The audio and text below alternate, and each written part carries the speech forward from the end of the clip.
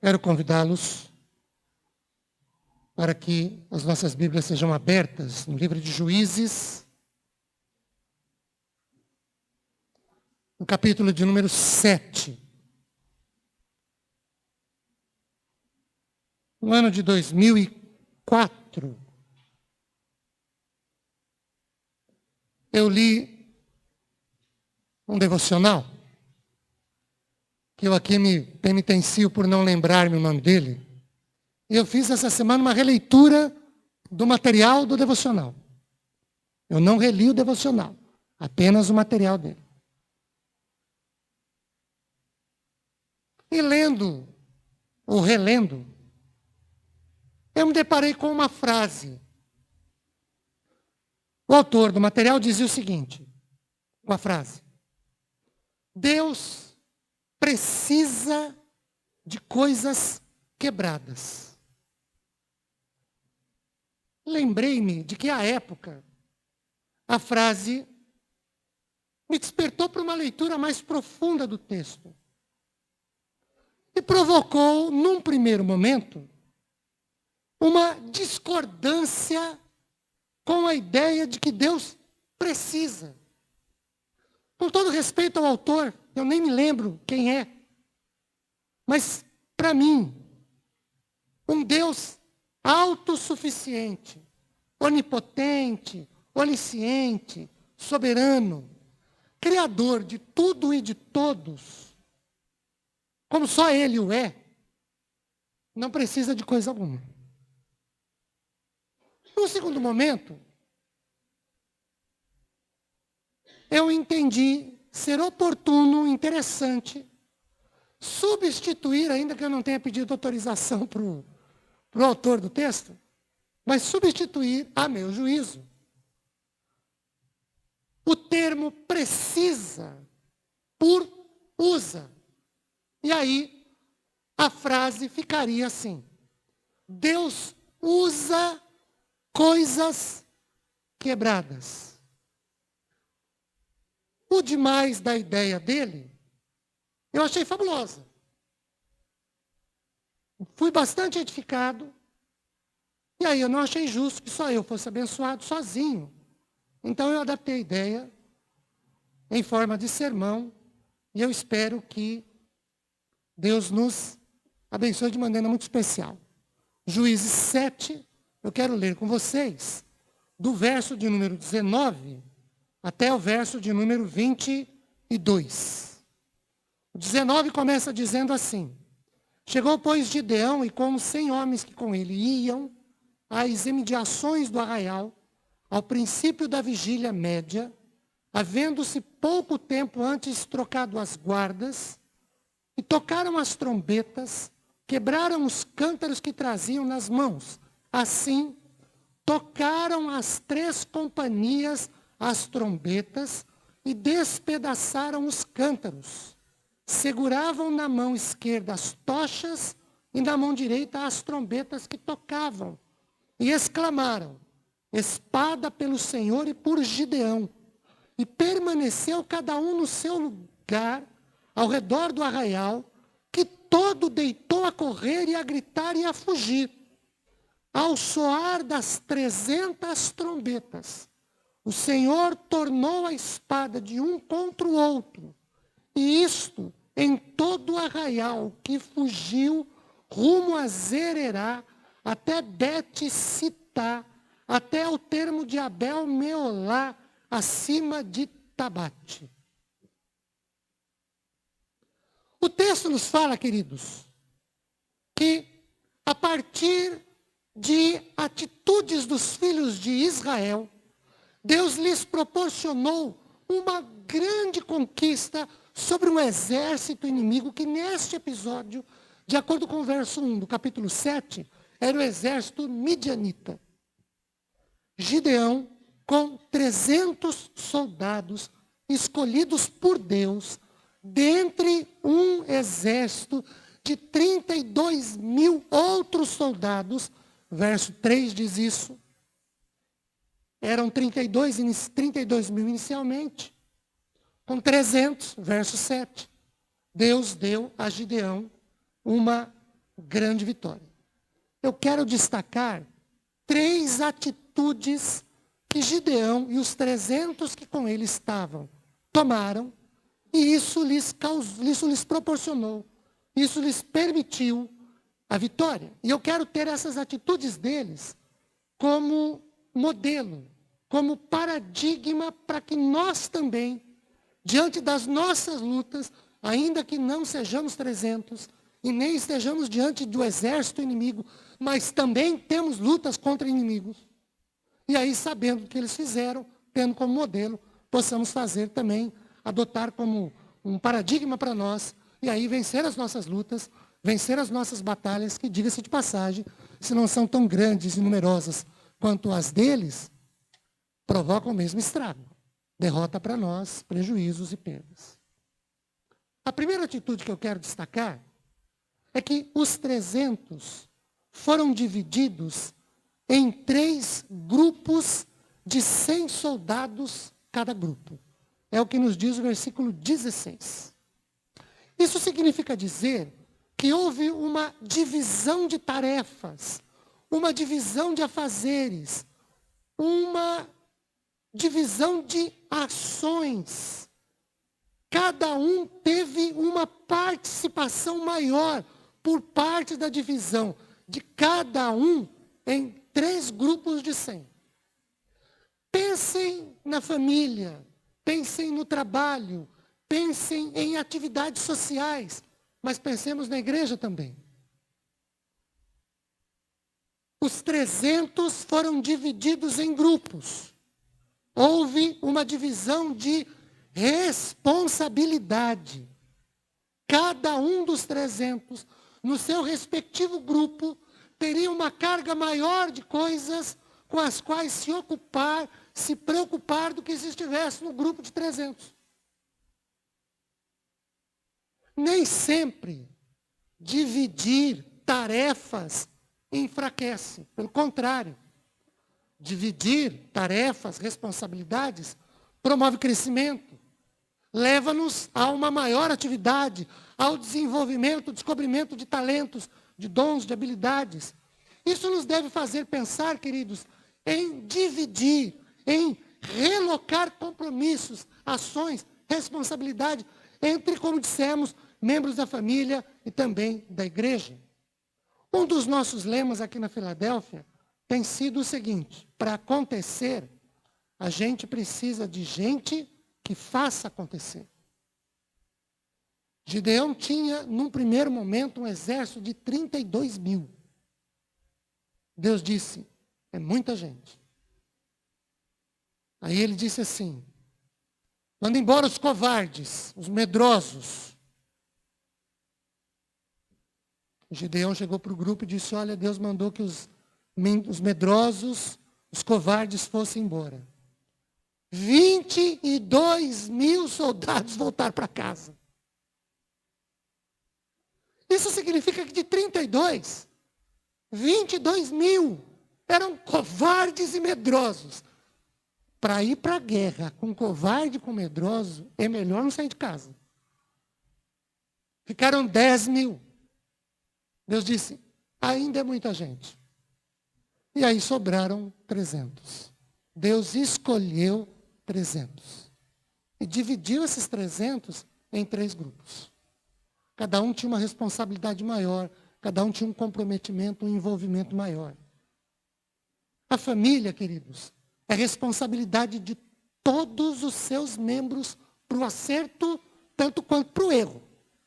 Para as vitórias e conquistas, tanto quanto para as derrotas e para as perdas. Observando, óbvio, o papel de cada um, integrante dessa família, na estrutura familiar. Na igreja não é diferente, queridos. Cada um de nós tem a sua parcela de responsabilidade. E em tudo o que dá certo ou errado, o que acontece ou deixa de acontecer é a responsabilidade de cada um de nós. O que a igreja faz ou deixa de fazer é por causa de nós. O que ela é ou deixa de ser é por nossa causa. Por isso a primeira O primeiro modelo que eu quero destacar aqui é que na divisão, cada um teve uma responsabilidade maior, assumiu, por isso eles foram vitoriosos.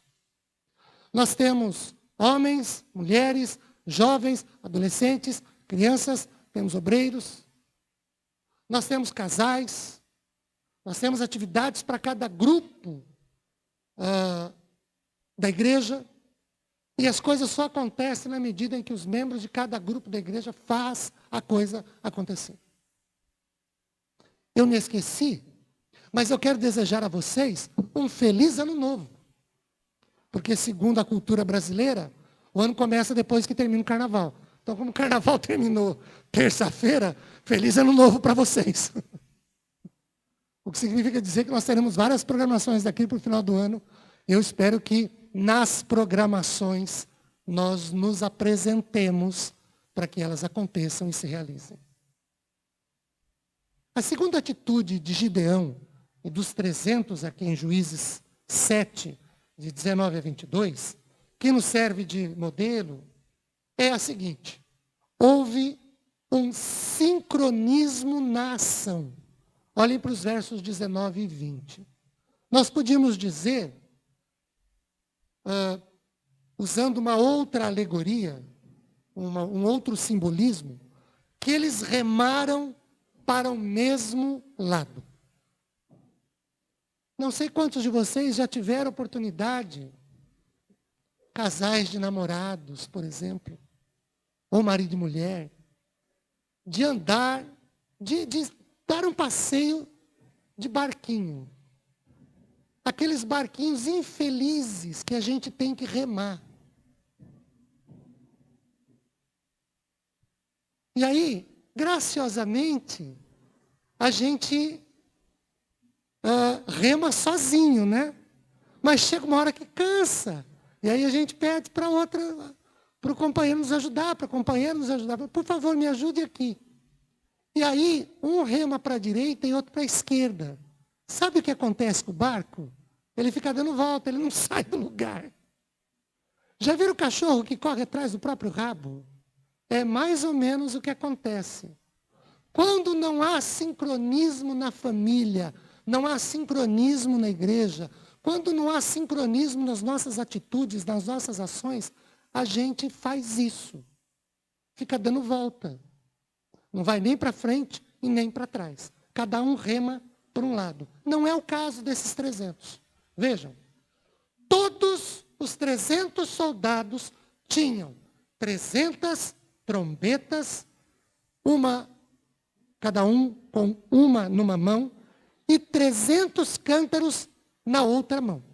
Cada um, evidentemente, com o seu cântaro. Dentro dos cântaros, tochas iluminadas. Ao sinal combinado, dado, todos, ao mesmo tempo, tocaram as trombetas e quebraram os cântaros. Isso nos faz pensar em que todos estavam envolvidos numa mesma ação. Todos tinham o mesmo propósito. Todos se empenharam da mesma forma. Não era que um quebrava e o outro tocava. Todos tocaram no mesmo momento e todos quebraram os cântaros também no mesmo momento. Isso nos faz pensar que todos participaram. Todos colaboraram. Na simplicidade da mesma atividade. O que é que eles tinham que fazer? Quebrar cântaros e tocar trombetas. E aqui eu quero pensar com vocês mais objetivamente sobre os seguintes. De acordo com o verso 7, eles eram 300 soldados, escolhidos, separados por Deus, dentre outros 32 mil, de acordo com o versículo 3. Para quê? Para quebrar cântaros e para tocar trombeta. Eles não foram escolhidos, queridos, por serem especialistas em emboscadas. Nada disso. Eles não foram separados por Deus para usarem as mais modernas e as mais avançadas armas de guerra. Nada disso. também não foram selecionados pelo Senhor para estabelecer a mais engenhosa estratégia militar, nem de longe. E ainda, eles não foram escolhidos por serem os mais bem treinados em tática de sobrevivência e em lutas exaustivas. Nada disso. Eles foram escolhidos, eles foram eleitos, Deus os separou para que nesta oportunidade específica eles quebrassem cântaros e tocassem trombetas. Já pararam para pensar nisso? Às vezes nós pensamos nos melhores, nos mais gabaritados, nos mais capacitados. É interessante notar ainda que, a despeito de eles terem sido escolhidos por Deus dentre 32 mil outros soldados, a tarefa, o a fazer, a ação de quebrar cântaros e tocar trombetas, não fez com que nenhum dos 300 questionasse o trabalho. Olhando o texto, nenhum deles chega para Gideão e fala assim: capitão, comandante, coronel, o nome que desce para Gideão. Eu daria cara pálida, né?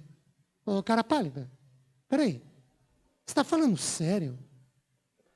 Você nos tirou lá de Israel, num exército de 32 mil outros soldados, trouxe-nos para cá. Deus nos escolheu para quebrar cântaro e para tocar trombeta. Está falando sério? Pois é. Foi para isso que Deus escolheu, para quebrar cântaro e para tocar trombeta. Mas nenhum deles reclamou. Nenhum dos 300 reclama da tarefa. Mas eu sou soldado, graduado. Quantas guerras eu já fiz? E você me chama para quebrar cântaro e tocar trombeta. O Zé das Couve faz isso. Não precisava ter me tirado lá de casa, me feito vestir todo o meu aparato militar, andar com espada, com escudo, com arco, com flecha. Para quebrar cântaro não precisava disso. Nenhum deles questiona. Nenhum deles reclama. Queridos, pelo relato bíblico, nenhum dos 300 escolhidos pelo Senhor para quebrar cântaro e tocar trombeta se sentiu menosprezado, desvalorizado, desrespeitado por ter essa ação. Ainda, nessa atitude de sincronismo, todos os 300, de acordo com o versículo 21, ficaram parados. Eles foram chamados por Deus, separados pelo Senhor, escolhidos pelo Senhor, para quebrar cântaro e tocar trombeta. E a ordem é: quebra o cântaro, toca a trombeta e fica parado. Não faça mais nada. Olhem para o versículo 21. E foi o que eles fizeram. Quando Deus nos orienta, quando Deus nos dirige dentro da sua vontade, algumas vezes é para que nós fiquemos parados mesmos. Lendo o texto, nós percebemos que os 300 soldados tocaram as suas respectivas trombetas, quebraram cada um o seu cântaro e ponto. Ficaram parados onde estavam. Não foram para frente, nem para trás, não deram passo para a direita, nem para a esquerda. Eles ficaram sem mais nada a fazer, sem nenhuma outra ação a empreender. Esse é, com certeza, um dos maiores desafios da nossa vida e fé. Ficar parado, esperar o agir de Deus na guerra, na batalha, diante dos nossos olhos. Nós cantamos aqui: eu confio em Ti. Nem sempre é tão fácil a gente confiar no Senhor quando Ele manda a gente quebrar cântaro e tocar trombeta. O inimigo estava diante de Israel, um exército numeroso, com carros de guerra, montados em cavalos, com flechas, com lanças, com espadas, com arcos. Israel tinha trombeta e cântaro. Para quem não sabe o que é um cântaro é um vaso. Vamos parar para pensar aqui. Quem vai para uma guerra contra um inimigo armado até os dentes, com um vaso com uma tocha dentro dele acesa e segurando uma corneta? Imagine a recepção do inimigo. Vamos viajar na batatinha e escorregar na maionese? Tenta imaginar o inimigo olhando para você. Você, um dos 300 de Israel. Numa das mãos, segurando um vaso, com uma tocha acesa. Na outra mão, você tem uma corneta. E o inimigo armado até os dentes. Deu para entender agora porque que 22 mil foram embora por serem covardes? Imagina a situação deles nesse quadro. Imagina como estariam os ossos das pernas deles. Provavelmente batendo um contra o outro.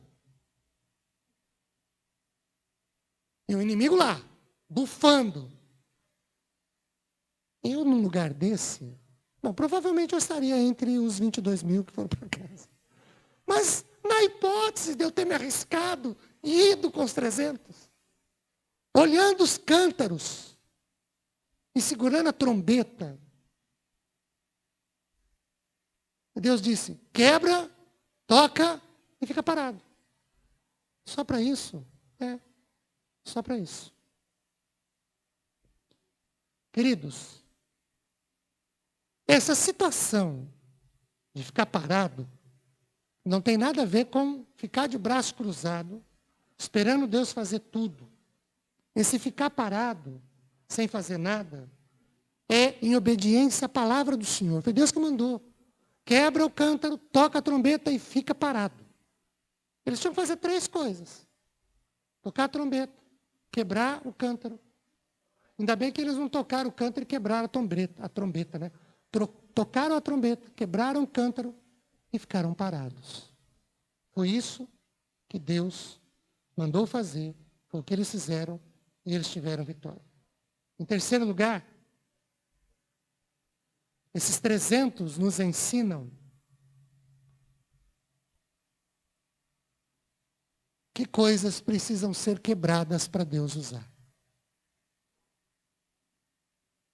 O que eles tinham nas mãos? Cântaros.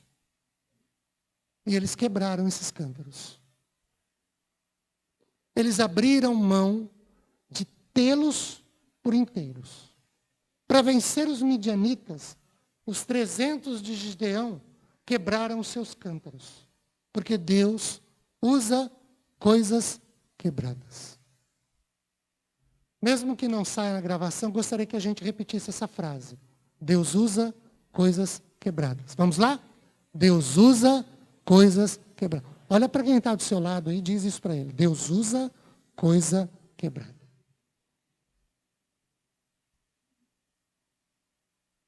Os cântaros podem simbolizar a nossa teimosia. Para a gente vencer lutas, a gente precisa ter a nossa teimosia quebrada. O cântaro pode simbolizar nossas resistências. E para a gente vencer lutas, a nossa resistência precisa ser quebrada também. O cântaro pode significar as nossas manias, os nossos jeitões de fazer a coisa diante do Senhor. Ele é Deus, Ele é soberano, mas tem hora que a gente chega e fala assim, vem cá, senta aqui, ó, é assim que tem que ser feito.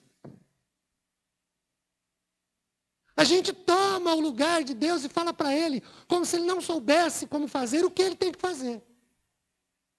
Então o nosso jeitão precisa ser quebrado. A nossa suficiência. Alguns de nós se acham. Isso precisa ser quebrado. O cântaro pode simbolizar a nossa vontade. E a nossa vontade muitas vezes precisa ser quebrada. Porque Deus nos manda para a esquerda, a gente quer ir para a direita. Deus nos manda para frente, a gente quer ir para trás. Deus nos manda para um lugar, a gente não vai, eu quero ir para outro. Isso precisa ser quebrado para a gente vencer. Os cântaros foram quebrados aqui para se obter vitória contra um inimigo poderoso. Quando nos quebramos, Deus atua. Quando nos quebramos, Deus operaliza. O Salmo 51, verso 7, diz que Deus não despreza um coração quebrantado ou contrito. Ou quer dizer, Deus não despreza um coração quebrado, nem quebrantado. Queridos, nós precisamos ser quebrados para poder vencer. Não é uma quebradura financeira, moral, não é essa. Mas é a quebradura do orgulho, da suficiência, da teimosia, da vaidade, de nós nos acharmos mais do que de fato nós somos. Isso precisa ser quebrado para Deus nos dar vitória. 3 atitudes lá de Gideão e dos seus 300 soldados. Dividir responsabilidades na família e na igreja para vencer. Agir em sincronismo, mesmas atitudes, mesmos afazeres, mesmas ações. O terceiro, ser quebrado para que Deus possa atuar. Eu quero orar com vocês sobre isso. Vamos lá? Feche seus olhos. Pense sobre as lutas que você tem enfrentado. Pense sobre os problemas que você tem enfrentado. Com que armas você tem ido para essas lutas? Talvez você pense que tem que se armar de tudo que for possível. Deus talvez esteja te chamando para levar cântaros e trombetas. Que é para confiar nele. Vamos lá?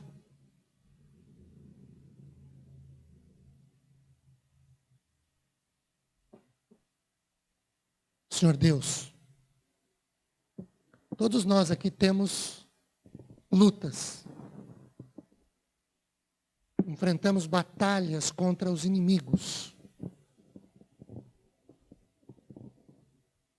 E são várias essas lutas, são várias essas batalhas. Ajude-nos para que aprendamos com esse texto que para vencer nós precisamos ter sincronismo. A família precisa ter mesmas ações, a igreja também. Nós precisamos assumir responsabilidades, envolvermos-nos na batalha. Eu não posso dizer que porque sou filho, não sou pai nem mãe, nem marido nem esposa, a batalha da família não é minha. É minha sim, eu sou membro da família. Também não posso dizer que porque eu não sou o pastor, nem o presbítero, nem o diácono, nem o líder deste ou daquele ministério ou movimento, apenas membro, a luta da igreja não é comigo. É minha sim, é minha responsabilidade também. E aí cada um de nós possa assumir a sua tarefa, o seu compromisso, a sua responsabilidade. Possamos agir, tua palavra fala de mesmo sentimento. Tua palavra fala de sermos unidos. Possamos agir assim. E sermos quebrados em nossos orgulhos, vaidades, em nossas arrogâncias. Possamos ser quebrados em nossa suficiência, para que o Senhor possa atuar através das nossas vidas. Pai, nos ajude a sair daqui moldados pelo Senhor. Cantamos renova-me. Já não quero ser igual. Talvez até aqui a gente tenha enfrentado as nossas batalhas do mesmo modo que todas as outras anteriores enfrentamos do nosso jeitão. Esse jeitão precisa ser quebrado para que o Senhor possa operalizar do teu jeito. Ajude-nos a aprender isso. Oramos no nome de Jesus. Amém, Senhor.